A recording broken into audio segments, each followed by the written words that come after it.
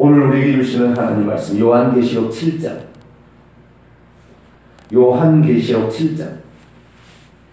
13절에서 17절 13절에서 17절 말씀.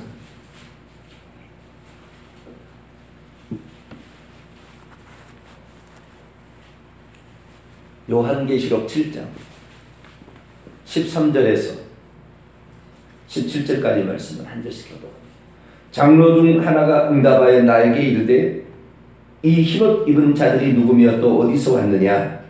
내가 말하기를 내 주여 당신이 아시나이다 하니 그가 나에게 이르시되 이는 하늘에서 나오는 자들인데 어린 양의 피에 옷을 적시어 내게 하니.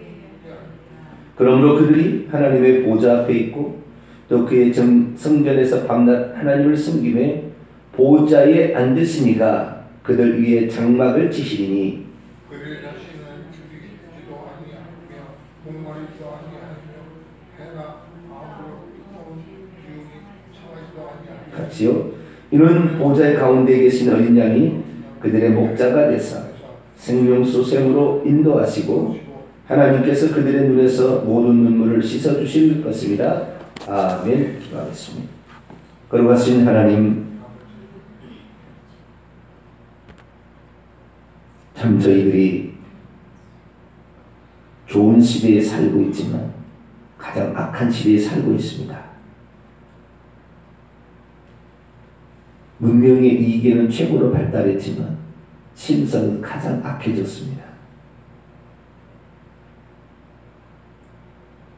이 세상 만물은 창조될 때나 지금이나 수천 년이 지났어도 변함없이 자신의 역할을 감당하는데,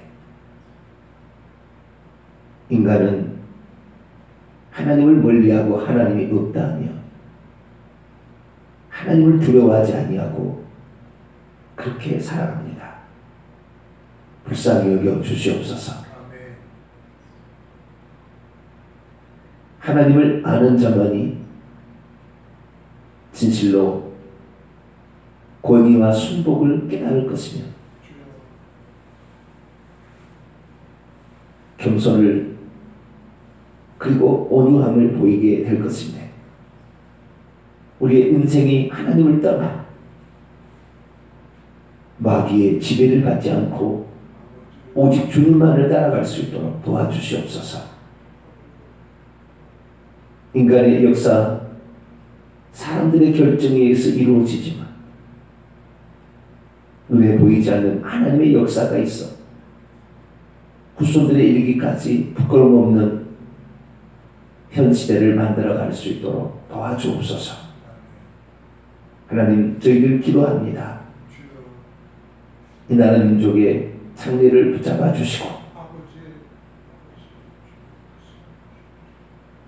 땅을 치며 통곡하는 후회가 없도록 도와주시며 우리 주님만을 의지할 때 하나님께서 저희들의 갈 길을 인도해 주옵소서. 하나님 말씀을 듣고자 원합니다. 오늘 시간도 저희들에게 말씀하여 주옵소서. 우리 주 예수 그리스도의 이름으로 기도하옵나이다. 아멘.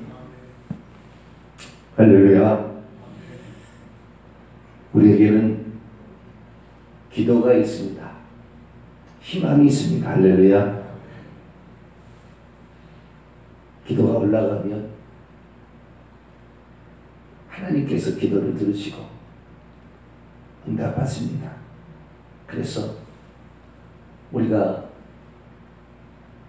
세상 돌아가는 현상만에 너무 치우쳐있지 말고 하나님의 역사를 기대하는 기도에 적극적으로 임하시기를 간절히 바랍니다. 우리가 천국에 들어가기 위해서는 천국 가는 믿음을 가져야 합니다. 천국 가는 믿음은 어떤 믿음이냐? 천국 가는 믿음은 예수님에 대한 믿음입니다. 뜬구름 잡듯이 뭘 믿는다고 믿어서 천국 간 게 아닙니다. 우리가 믿는 그 예수님은 성경에 기록되어 있는 바로 그 예수님. 바로 그 예수님을 믿는 거죠. 나는 교회 다니는데 성경 배우고 싶지 않아요. 사람 지옥 갑니다, 결국에. 하나님 누군지 모르는데 그 사람이 어떻게 하나님을 만날 수가 있겠습니까?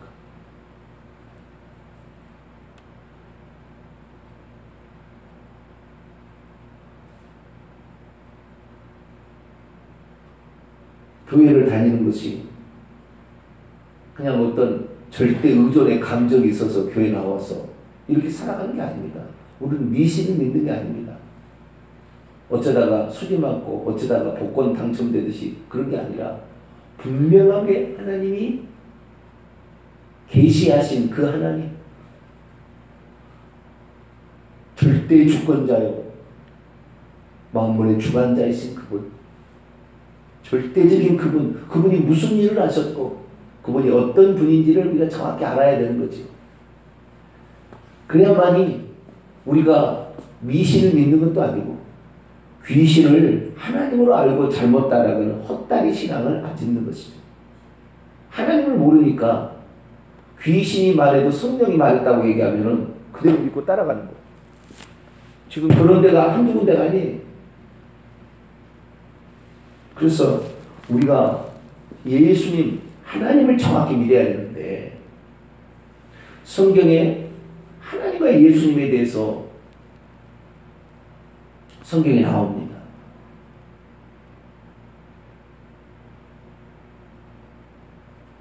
그런데 얼마나 많은 사람들이 하나님하고 예수님을 영영 분리시켜버린지 몰라요. 예수님은 하나님의 아들, 하나님은 아버지, 아버지와 아들은 다른 존재. 이것이 교회에서 오늘날 가르치는 것입니다. 물론 그것이 전적으로 틀리다는 게 아닙니다. 하나님의 역사하심은 아버지는 죽을 수 없어요. 하나님은 죽을 수 없습니다. 그래서 죽기 위해서 하나님이 아들이 되어 오신 거지요. 그래서 하나님의 아들은 죽을 수가 있어요. 하나님의 아들은 피 흘릴 수가 있으나 하나님은 피 흘릴 수가 없죠. 그래서 아들과 아버지는 분명히 다른 것이죠. 그러나 이 성경이 가르쳐준 신앙은 하나님께서 우리의 죄를 위하여 부득이하게 아들이 되셨다라는 사실에 대해서 거의 약화됐습니다. 아들은 아들이고 아버지는 아버지. 그런데 문제는 뭐냐? 예수님이 오시기 전에도 아버지가 계시고 아들이 계셨느냐? 이것이 문제고, 예수님이 죽고 부활하셔서 천국에 가셨는데 아버지가 계시고 아들이 계시냐? 이것이 문제죠. 이 땅에서는 분명히 달랐죠.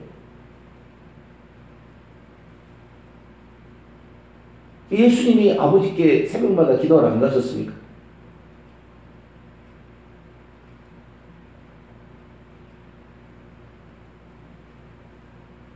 겟세마네 동산에서 기도 안 했습니까? 아버지 할만하 하시는 이 잔을 내게서 지나가게 하옵소서. 그러나 내 원대로 마옵시고 아버지의 원대로 하옵소서. 분명히 다른 기도를 받는 대상이 있고 기도하시는 예수님이 있잖아요. 이 땅은 다른 거예요. 그러나 천국에 들어갔을 때 그러면은 아버지하고 아들이 따로따로 존재하고 있느냐? 좀 더 나가서 성령님이 또 있느냐?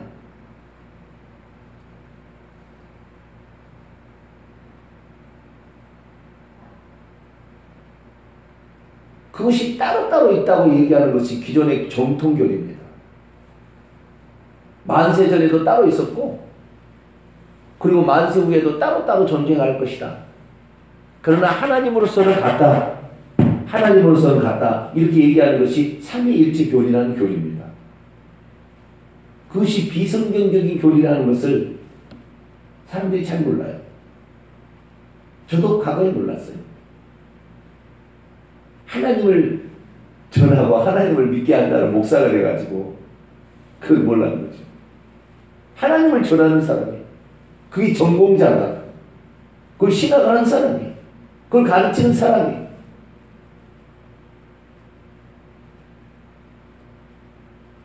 제가 하나님을 전하지 않는 그냥 일반 평신도라 하면은 아버지, 아들, 성령으로 계신다. 그렇게 믿고 가도 그렇게 그 잘못이 없을 수도 있어요. 평신도로서는. 그러나 이 하나님을 보이지 않는 하나님을 가르쳐 줘야 되잖아요. 그렇지 않습니까? 목사가 가르쳐 주고 누가 가르쳐 줍니까? 절대적인 영향을 미치잖아요. 하나님이 누군지. 성도들 중에 목사님 말씀이 틀렸다고 생각하고 안 따라갈 사람이 어디 있어요? 내가 어느 교회를 가면 그 목사님이 틀리게 얘기 안 했을 것이다. 그 생각하고 믿고 따라가는 거잖아요. 평신도가 뭐 성경을 다 알 수 있습니까? 그러니 당연히 따라가는데 이 지도자는 그걸 정확히 가르쳐 줄 수 있어야 되는 거죠. 그런데 저는 워낙 교리 공부를 많이 했어요. 참 교리 공부를 많이 했어요. 처음부터 저는 단편적인 시야를 갖지 않았어요. 성경 전체를 싹 공부를 하는 거예요. 한눈에 찍어보도록 항상. 신론, 인간론, 구원론, 성령론, 그 다음에 이 종말론, 그리스도론, 나중에는 이제 율법과 복음, 그 다음에 선망론, 엄청난 공부가 있어요. 다 공부를 해야 되는 것입니다. 그럼 공부 안 하고 그냥 가르칠 수 없어요. 가르치는 사람하고 배우는 사람은 다르거든요. 근데 제가 이게 성경을 가르치는데 가장 궁금했던 것이 스가랴서를 읽으면서 제가 충격을 받았어요. 뭐 충격을 받았냐면 내 마음 가운데 항상 하나님 세 분이었어요. 성부, 성자, 성령. 근데 스가랴서를 읽다 보니까 나중에 재림하시는 분이 여호와께서 재림하신다고 돼 있어요. 스가랴서에. 이상하다. 예수님이 재림해야 되는데 왜 여호와가 재림한다고 그러지? 아버지는 가만히 있고 예수님이 재림해야지. 왜 여호와가 재림한다고 하지? 이거 성경 틀린 거 아니야? 그게 참 의심이 항상 이게 있었어요. 두 번째는 요한계시록을 읽어보니까 하나님이 계시는 보좌가 세 개가 아니에요.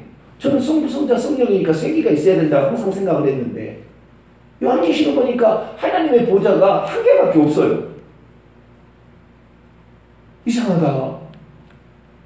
분명히 예수님 이 땅에 계실 때 세례 받을 때 아버지는 네 이름에 사랑하는 내 기뻐하는 자라, 세례요한에게 세례를 예수님이 받고 있고 성령은 비둘기같이 내려오고 있고 성부, 성자, 성령이 따로 있더라는 거죠. 그러면은 천국에서도 따로 하나님 보좌가 세 개가 있어야 돼. 예수님 하나님 보좌 또 우편에 앉으셨다고 계속 얘기하잖아요. 성경이 죽으셔가지고 부활해서 하나님 보좌 우편에 앉았다. 우편 보좌가 있는 줄 알았어요. 근데 요한계시록 보니까 우편 보좌가 없어요. 그럼 보좌 딱 한 개예요. 이상하다. 그런데 아무도 그걸 가르쳐 주지 않아요. 하나님 보좌가 세 개가 아니라 한 개라고 가르쳐 준 신학이 없어요. 신학교 교리에 그런 교리가 없습니다. 신학에 그런 교리가 안 나와요. 여호와가 재림하는다 그런 말이 없어요. 성경에 있다 이 말이에요. 성경에는. 그런데 신학 교리에는 교리책에는 그게 안 나와요. 그런 말이. 이걸 어떻게 해석해야 되냐는 거죠. 근데 성경은 예수님이 그랬잖아요. 1.1을 또 빼버리면 안 된다고, 파버리면 안 된다고, 빼서도 안 되고 더해서도 안 된다고 했잖아요. 그래서 제가 고민이 깊어졌어요. 그러다가 나중에 지금부터 6년, 7년 전입니다. 그때 비로소 제가 알았어요. 목사가 돼서 한 20년 지나서 알았어요. 그전에는 항상 성부, 성자, 성령으로 가르쳤어요. 제자 훈련을 시킬 때 얼마나 제가 공부를 많이 했겠어요. 얼마나 또 공부를 많이 시켰습니까? 저는 기독교 교육으로 뭘 바꿔보겠다고 기독교 교육 대학원까지 했어요. 박사까지 하려다가 개척하면서 필요 없다 해서 중단했습니다. 얼마나 제가 교육을 중요하게 했는지 몰라요. 그런데 했는데 85이가 아니더라고요. 자, 우선 스가랴서를 한번 봅니다. 스가랴 스가랴서 13장을 봅니다.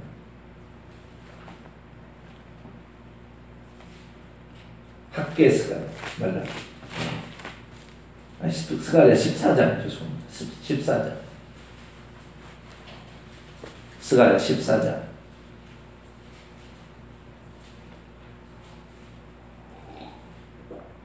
스가랴 14장 3절로 4절 5절까지를 읽습니다. 시작.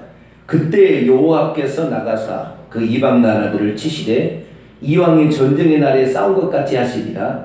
그날에 그의 발이 예루살렘 앞 동쪽 감람산에 서실 것이요 감람산은 그 한가운데가 동서로 갈라져 매우 큰 골짜기가 되어서 산 절반은 누구로 절반은 나무로 옮기고 그 산 골짜기는 아셀까지 이르시리라.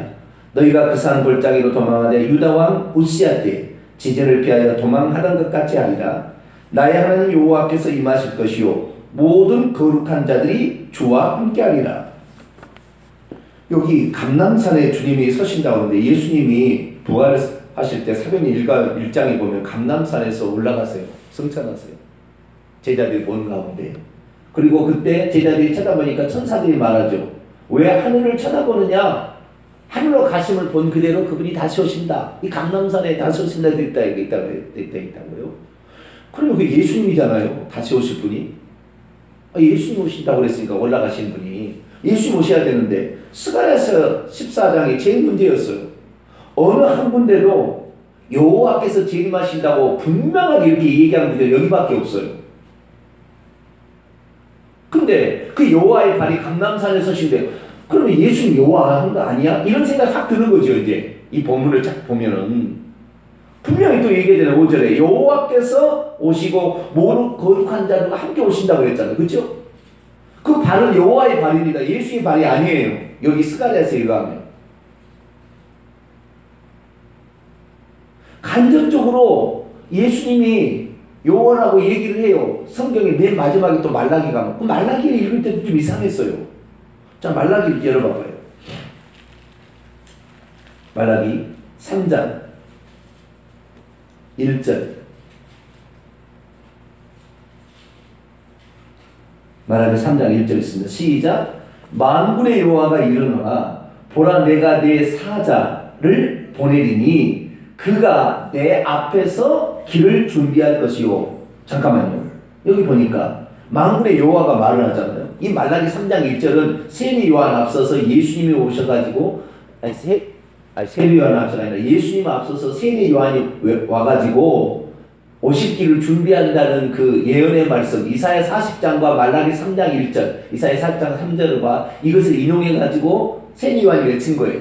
근데 여기서 뭐라고 하냐면은 여호와가 말하는데 내가 내 사자를 먼저 보낸대요. 그가 내 앞에서 나 여호와 앞에서 길을 준비할 거예요. 그런데 누가 오시는 거예요? 예수님이 오셨잖아요. 세례요한이 여호와를 소개한 게 아니라고요. 예수님을 소개했다. 그런데 구약의 예언에는 여호와가 내가 갈 텐데 곧 갈 텐데 그때 내 사자 세례요한을 먼저 광야에 외치는 소리에 보내가지고 그가 내 길을 준비해 준다고 이렇게 나온다 이 말. 여기서도 이상했어요. 조금 이상하다 말라. 뒤로 갈수록 좀 이상하다는 거죠. 느낌이. 성경은 정확한 거잖아요. 뺄 수가 없잖아요. 뒤집을 수가 없잖아요. 내가 믿고 있는 하나님은 세 분 하나님이 아닌가? 성부, 성자, 성령으로 쉽게 말해서 삼위일체라고 말해지는 그 하나님이 아닌가? 왜 여호와가? 그리고 나중에 예수님의 말씀을 들춰보니까 요한복음 8장에 보니까 내가 여호와라고 딱 얘기를 해버려요. 예수님이. 그건 나중에 제가 신학을 하고 헬라어를 공부를 하고 헬라어 원문을 찾아보니까 그렇게 나오는 거예요. 헬라어를 모르면은 이 예수님을 잘 못 알게 돼 있어요. 정확하게 이해가 안 됩니다. 그래서 이게 내가 믿고 있는 하나님을 내가 잘못 믿고 있었구나.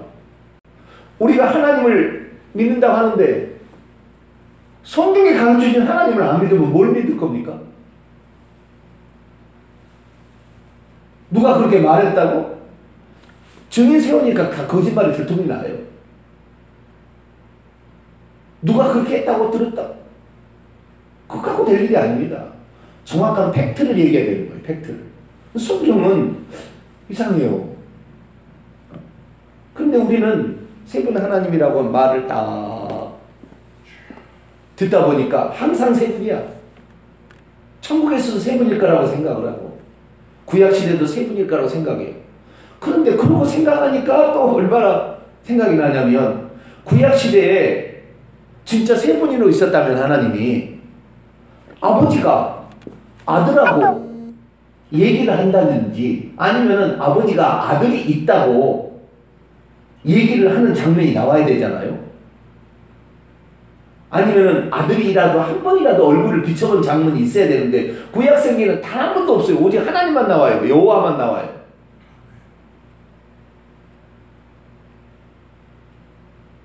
아브라함에 나타난 사람도 여호와라고 창세기 18장에 딱 나옵니다. 두 명의 천사와 여호와가 아브라함에게 나타납니다. 여호와가 온 거예요. 예수님이 온 게 아니고. 그래서 구약성경 읽어보니까 또 틀린 거예요. 아, 그랬던 거예요. 근데 우리는 항상 아버지가 계시고 아들이 계시고 성령이 계시다. 항상 이렇게 전했고 이렇게 믿었고 이렇게 왔어요. 결정적으로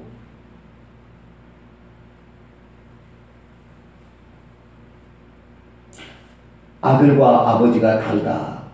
이 얘기를 물론 예수님이 이 땅에 육신을 입고 있을 때는 하나님이 인성을 처음으로 취한 거잖아요.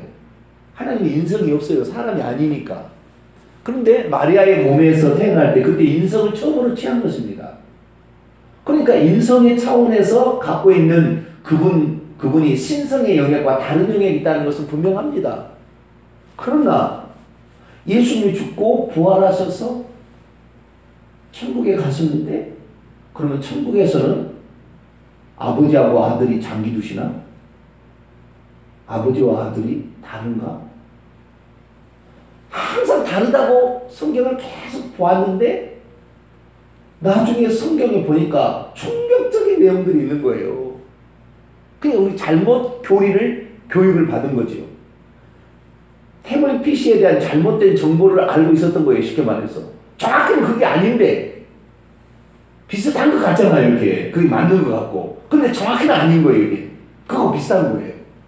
하나님에 대해서 정확히 알아야 되는데 정확히 알지 아니하고 두리뭉술 이렇게 아는 거예요.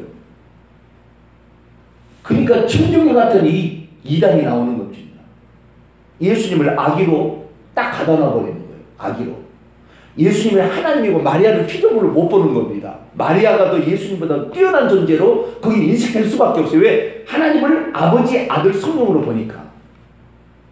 하나님을 한 분으로 보면은 천주교가 나올 수가 없어요. 우리는 천주교, 개신교는 천주교에서 이렇게 그래도 나온 거 아닙니까? 본류를 찾자고 천주교에 잘못 나가서 그래서 개신교가 나왔어요. 그런데 사도신경 다 천주교에서 만든 신앙 고백입니다. 거의 많은 영향이 천주교에 그대로 가지고 있어요.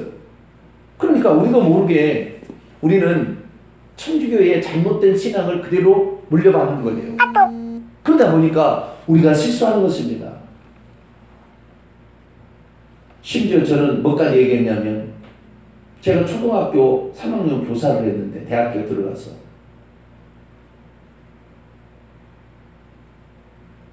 아이들이 기도를 하는 거예요. 예수님 그 기도를 하는 거예요. 그럼 내가 불러가지고 야 기도를 아버지에게 하라고 그랬지 언제 예수님하고 하라고 했냐.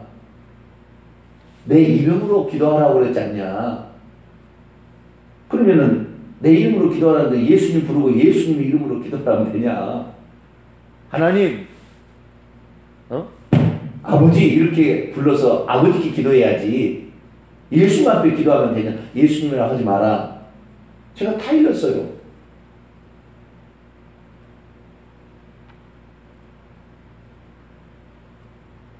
완전히 세 분 하나님을 알고 있는 거죠. 그러니까 그렇게 얘기한 거죠. 틀렸다는 얘기가 아니라 이걸 정확히 하나님을 모르고 있는 사람의 결정적인 흐름들을 지금 얘기하는 거예요. 예수님을 창조자 하나보다 못한 존재. 특별히 예수님께서 이 땅에 육신을 입고 있을 때 마태복음 24장에 재림에 관하여 얘기를 할 때 그 날짜는 아들도 모르고 천사도 모르고 아버지만 안다. 이런 대목이 나와요. 마태복음 24장 36절에. 그러니까 예수님은 아버지보다 실력이 부족하고 지식이 좀 떨어진 것 같다. 이런 느낌이 확 들잖아요. 그 성경만 딱 보면.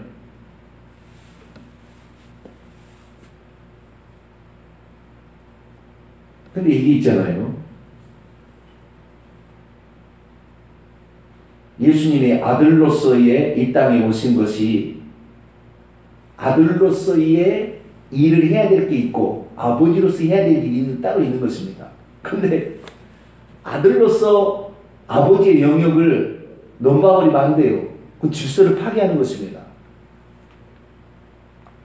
그렇기 때문에 예수님이 아들이어서 하신 얘기가 있습니다. 좀 시간이 갔는데 한마디만 하고 마칠게요. 내일 얘기를 정확히 하십시다.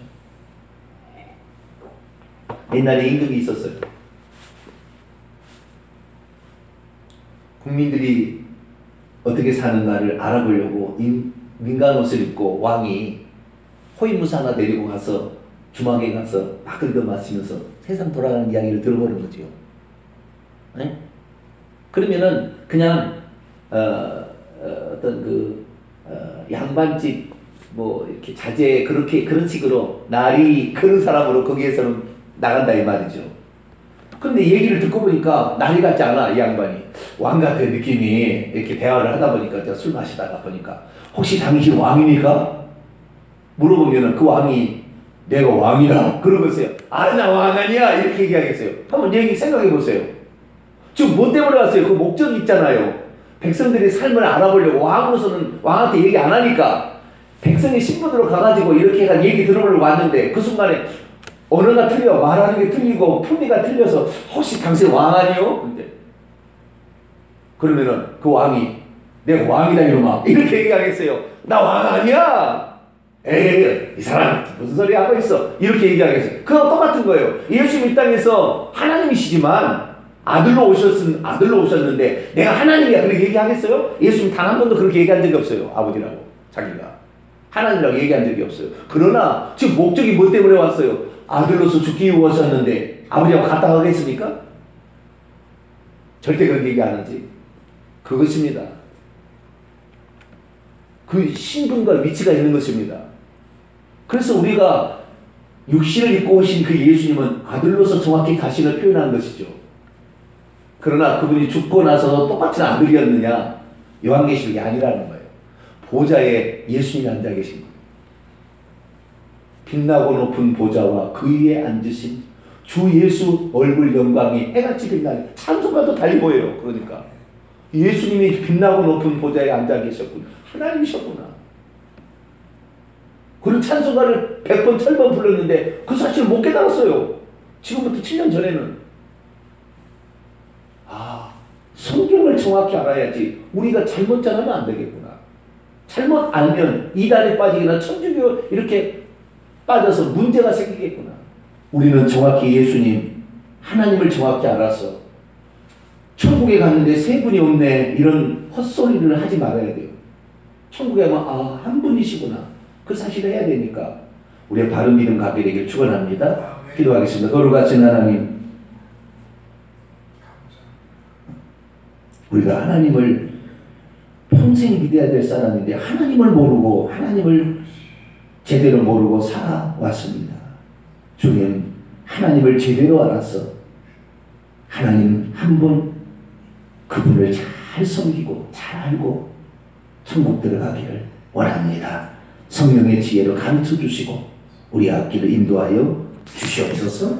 우리 주 예수 그리스도의 이름으로 기도하옵나이다.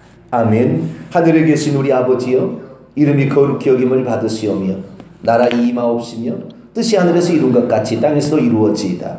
오늘날 우리에게 일용할 양식을 주옵시고 우리가 우리에게 죄 지은 자를 사하여 준 것 같이 우리 죄를 사하여 주옵시고 우리를 시험에 들게 하지 마옵시고 다만 하게서 구하옵소서. 대개 나라와 권세와 영광의 아버지께 영원히 싸움나이다.